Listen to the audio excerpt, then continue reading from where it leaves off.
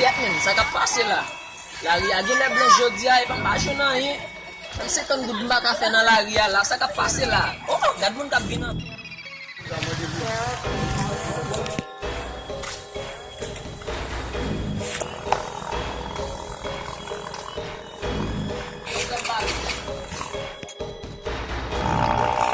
Yo, mi paso pa men sa li. Nan, men konen tou men. A, e bon met ale fre. Sa mi se te pansi, a propos mou, e la menm gen moun chwa li men la feche, men, e izolan liye, gen moun chwa rouje blan, avè, gazet la, gade ti ma prodef, gade. Oh! Men gaya moun chwa mwen misi te bejou pou ki vel misi te relem nan nou men. Ok, mwen tou e misi.